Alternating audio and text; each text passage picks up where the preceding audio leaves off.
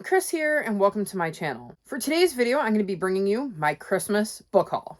So I got around 30 books for Christmas, a majority of which I bought for myself with some of the money my gram gave me for Christmas, but my mom did get me a few books for Christmas herself. I'm going to start with those, and then I'll go into the ones that I bought for myself. So what my mom ended up doing is she had heard me mention Owl Crate before, and she ended up getting me some of the Owl Crate Junior boxes and books while they were available, because they had apparently a really nice sale. And so I do have other stuff from the boxes that she got me, but she mainly got them for the books. So first up, I have C.C. Rios and the Desert of Souls by Kayla Rivera. And this is one I have no idea about, but it comes with an author letter and a sticker and what looks like maybe a bookmark or a signed book plate, which is really cool. So from what little I can see on the back, it says a new Narnia full of desert heat and danger. So that sounds interesting enough. So this should be an interesting middle grade read. Then I got Paola Santiago and the River of Tears by Taylor K. Magia. And this one I've read and I absolutely loved. We're following a young girl named Paola who has been told by her mother to stay away from the river because it is being haunted by La Llorona. She doesn't listen because she's really tired of her mom's stories, and one day her and her friend Dante go to meet their friend Emma at the river, and Emma never shows, and it looks like Emma went missing, and she learns that maybe her mom's stories weren't just stories after all. I really enjoyed this book. I read it for Believe-a-thon, so I was really excited when I found out I now have a copy of it for my shelves. Next, I have The Shadow Moth and Beyond the Mountain by Francesca Gibbons, and these are the first two books in the A Clock of Stars series. Again, I believe they both come with author letters, and I think they might be an exclusive Owl Crate editions. She just thought I might like these books, and I haven't heard much about them. Again, I don't really know what they're about because I haven't opened them. As you can see, they're still in their plastic, but I'm excited to check them out because I do remember seeing unboxings and remembering that the series sounded interesting, so I'm looking forward to checking these out. Then I have Willowdean by Catherine Applegate, and this is definitely an exclusive cover because I've read this book, and on the front of that book, the creature is blue, not purple. And if I remember correctly, in this book, we're following a girl named Willowdean who lives in this town where the hummingbirds are all disappearing, and they're really integral to the town. Willowdean cares, but she also cares that these creatures are disappearing, but these creatures are like these noisy, smelly creatures that nobody really seems to care about. But Willowdean does care about them. And then with the help of a new friend, she tries to get to the bottom of what's happening to the creatures and may find out what's happening to the hummingbirds as well. I gave this book 5 stars. I love Catherine Applegate's writing, so I was really excited when I saw she had got me a copy of this. And then the last book I got from Owl Crate is Kiki Kalari Breaks a Kingdom by Sangu Mandana. And again, this is one I know nothing about, but we have a signed book plate, a sticker, and an author's note.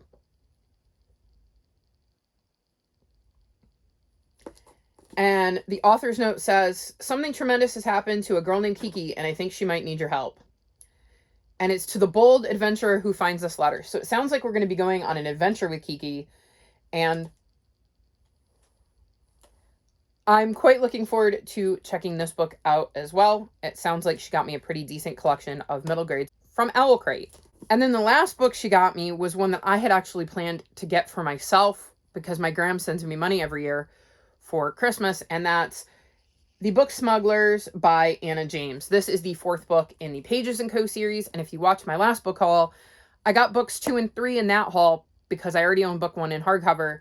And so I planned to get the 4th one because it came out in December, and my mom heard me talking about that and got the 4th one for me. So this follows a girl named Tilly who has the ability to book wander, and that essentially means she can go into books, and she can also bring characters out of them. And we follow her adventures as she is able to book wander. And I have really enjoyed these books, and I'm quite looking forward to being able to read book 4. So now on to the books I got for myself, and I kind of have them separated by category, I think. So the first up are a couple of contemporaries, and the first is Wish by Barbara O'Connor. And the back says, from award-winning author Barbara O'Connor comes a middle-grade novel about a girl who, with the help of a true blue friend, a big-hearted aunt, uncle, and the dog of her dreams, unexpectedly learns the real meaning of family in the least likely of places. So I think it's going to have something to do with this girl and her dog, and I just really liked the cover, so definitely a cover buy. And then again, with contemporary, I have The Light in the Lake by Sarah R. Bowman. And it says, out in the middle of the lake, silver sparkles rise and fall. A shape seems to emerge. A tail then scatters apart and slips underwater. My breath catches in my throat. I can't breathe. I can't move. All I can do is watch. So I'm wondering if this might be more of a magical realism story, but it sounded interesting when I read the premise, and I'm definitely curious to see what is living in the lake. Next, I've got The Pearl in the Attic by Karen McComie, and this is the start of my mysteries. It says, Scarlett finds the truth can be stranger than fiction. While sorting through her grandmother's lifelong possessions, Scarlett discovers a novel imagining the life of a girl just like her. But as she reads about Ruby's life in Edwardian London, Scarlett begins to realize that Ruby could be real, and that the mystery in the story is still unspooling from the past to the present. An enchanting tale of love and loss from one of UK's favorite storytellers for children. So yeah, definitely sounds like a mystery where we may have dual timelines, some sort of time travel maybe.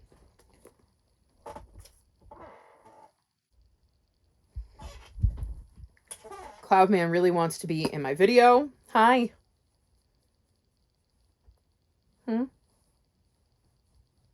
are you doing? You trying to help? You trying to help? You could just sit with me. You gonna sit with me? Yeah? Okay. So yeah, this sounds quite interesting, and I'm looking forward to giving it a go.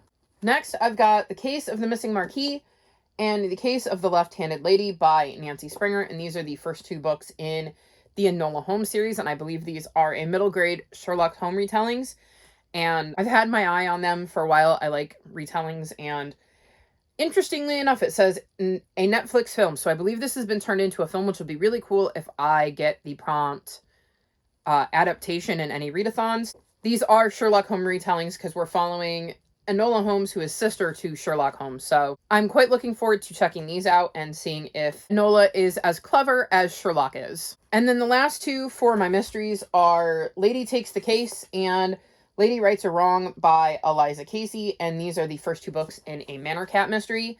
And these are, I believe, historical fiction, like cozy mysteries. Yeah. We're in England in 1912. So I really like cozy mysteries. I like historical cozy mysteries. And I like the fact that they're called a Manor Cat because it makes me think there's going to be a cat involved, and I love when cozy mysteries have cats in them. Next up, I've got some nonfiction, and if you've seen my 2022 goals, you'll know one of my goals is to read more nonfiction, hence why I bought some more. And the first up is The Weather Machine, A Journey Inside the Forecast by Andrew Blum. And I believe in this book, we're learning how we came to forecast the weather and how we learned how to do so. This is definitely a very sciencey type book, and I'm excited to learn more about our ability to detect weather and how we learned how to do that. Next, I have Alexander Hamilton, Revolutionary by Martha Brockenborough, and this is essentially a biography of Alexander Hamilton, and it says, get swept up in this founding father's incredible true story. His brilliant scholarship and military career, his groundbreaking and enduring policy which shapes American government today. His salacious and scandalous personal life, his heartrending end. Richly informed by Hamilton's own writing and featuring archival artwork, this is an in-depth biography of an extraordinary man. So, this book will allow me to learn more about one of our former presidents. Next, I have The First Conspiracy, The Secret Plot to Kill George Washington, which is a young reader's edition. And this is by Brad Meltzer and Josh Mensch. And I'm going to assume it is the story of a secret plot to kill George Washington. So I'm quite looking forward to finding out the story behind that. And then my last nonfiction is The Bonanza King, John Mackay and the Battle Over the Greatest Riches in the American West by George Crouch. And I believe this might be set during like the gold rush. It says, the rags to riches frontier tale of an Irish immigrant who outwits, outworks, and outmaneuvers thousands of rivals to take control of Nevada's Comstock lode, the rich body of gold and silver so immensely valuable, equivalent to more than $600 billion today, that it changed the destiny of the United States. So I thought this sounded interesting, and I've never heard of him, and I don't know a lot about this time period in the United States, so I thought it would be good to add to my nonfiction collection. And again, as always, since my dad also likes nonfiction, I figure if I don't like any of those, my dad hopefully will. Next, I've got a few historical fictions, and the first is The Library of Legends by Janie Chang, and I think this cover is absolutely stunning. It's just such a pretty cover, and it's set in China in 1937, and it says myths are the darkest and brightest incarnations of who we are. So this is one that could definitely come up for pretty cover. It could fulfill, obviously, historical fiction. It could fulfill the prompt of set outside the UK and the US, and I'm always looking for books that can fulfill that prompt. This was mainly a cover buy, so I don't know much more about it, but I'm definitely looking forward to checking it out at some point, because if this novel is as good as this cover is pretty, then I made a good choice. Next up, I've got Lenny's Book of Everything by Karen Foxley, and I do believe this is a historical fiction. But it says, from the author of Ophelia and the Marvelous Boy comes the unforgettable story of a brother and sister from A to Z. So I legitimately don't know anything more about that because there is no more description on this book, but it must have sounded interesting when I checked it out, or it wouldn't have ended up in my box, and I am very curious what Lenny's Book of Everything is. Like, if it's an actual book or what the story is behind that. So another book I'm looking forward to checking out. And then my last historical fiction is Whispers Beyond the Veil by Jessica Estavo. And this is the first in a new series, and it's a change of fortune mystery. And it's set in Canada in 1898. So that's definitely interesting because I feel like you don't see too many books that are set in Canada. So that's a nice change of pace. After fleeing a questionable past, Ruby Prulix desires a change of fortune, but her natural gift for prediction points to a future most uncertain. So it sounds like maybe she'll be a bit of an clairvoyant, which could definitely make this quite the interesting book, and it sounds like it might be a historical fiction mystery, maybe? So definitely looking forward to checking this one out. And lastly, it wouldn't be much of a book haul if I didn't get myself some fantasies, so that's what this last section is. And first up, we have Two Girls, a Clock in a Crooked House by Michael Poore. And it says, in a house in the woods, there's a clock that glows green, waiting to take them somewhere. Or someone. So it sounds like we're going to be following these two girls, and this may have a bit of a fantasy sci-fi edge, because it sounds like there might be time travel in this, so definitely looking forward to checking this one out. Next, I've got Rise of the Jumbies and The Jumbie God's Revenge by Tracy Baptiste, and these are the second and third book in the Jumbie series. I have read book 1 and wanted to continue on with the series, so when I saw that they had books 2 and 3 on Book Outlet, I decided to grab them, and that is a really, really cool cover. Okay, very intrigued. I want to know what happens underneath the water.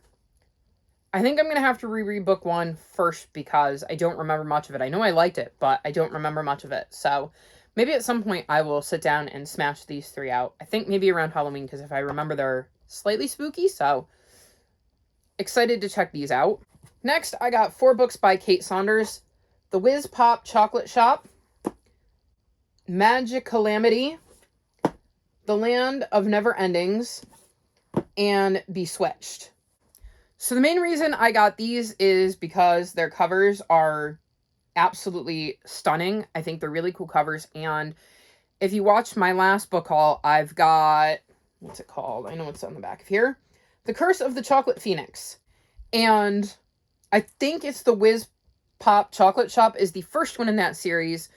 So when I decided to get some books, I checked to see if they had the second one, and then I saw that they had these by her as well, and I just thought they were cool. I believe they're all fantasies, though I think this one might have a historical fiction, maybe sci-fi twist, because I think there might be something to do with time. But they all looked really interesting, and again, if pretty cover comes up, I'm just killing it with all of these beautiful, beautiful middle grades. Next, I got The Book of Speculation by Erica Swiler. And the back says, Dear Mr. Watson, I came across this book at auction as part of a larger lot I purchased on speculation. The damage renders it useless to me, but a name inside it led me to believe it might be of interest to you or your family. One day, a mysterious little book arrives on Simon Watson's doorstep on Long Island Sound. Filled with elaborate script, sketches, and whimsical flourishes, it tells of doomed lovers and generations of circus mermaids who have drowned, just like Simon's mother, on July 24th, which is just weeks away. As his childhood friend and fellow librarian Alice looks on with alarm, Simon becomes increasingly worried about his sister who ran off to join the circus 6 years ago. Could there possibly be a curse on his family? What secrets are hidden in this fantastical book, and will those secrets doom or save the remaining Watsons? So yeah, definitely sounds like it is right up my alley. We've got a fantastical element and a mystery to be solved, so Definitely looking forward to checking this out at some point. Next, I got The Midnight Chimes by Paula Harrison, and in this book we're following Robin Silver, and it says, "She is just like you. If you suddenly started seeing creepy creatures everywhere, if you discovered that you were born on the stroke of midnight and were a chime child with special monster hunting powers, would you want to be catapulted headfirst into an extraordinary action-packed adventure? Be careful what you wish for." So yeah, this sounds like a spooky, fantastical middle grade with some very interesting creatures potentially. So looking forward to checking that out. And again, I've got some foiling on the cover. Finding that I've got plenty of books to fulfill that prompt, because I can remember when I struggled and was like, I had like one book on my shelves that I knew had foiling on the cover, and I was like, okay, I can't read that just in case foil on the cover comes up. Now I can read that book whenever I want because I've got plenty of options should that prompt come up for Phase 10 Chooses My TBR or any other readathon. And lastly, I've got The Girl, the Cat, and the Navigator by Matilda Woods, and I got this because cat. It would without a doubt be an adventure, and she had always wanted to go on one of those. So it sounds like we're going to be following this girl on an adventure, and maybe there will be a cat involved. It says, "Set a sail aboard the Plucky Leopard for an adventure of myth and marvel among the ice caps. Curious Pinbright Una Brett dreams of a life of excitement on the wild waves. She has read stories of a mysterious magical creature called the Nardu, which swims through the stars at night and decides to stow away on her father's ship to track one down. But her time on the storm-tossed sea is fraught with danger. There's a mutinous crew, a sabotaging ship's cap called barnacles, and a hungry creature of the deep awoken after a long sleep."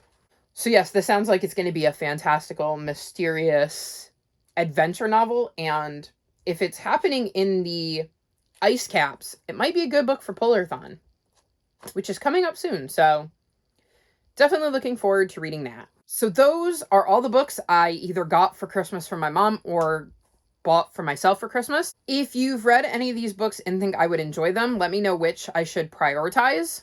All of my social media is linked in the description below, including my Discord if you'd like to come chat with me about any of these books. If you've made it this far in the video, leave me Christmas tree emojis because this will be my last Christmas themed video. Like this video and subscribe to my channel, and I'll talk to you next time. Bye!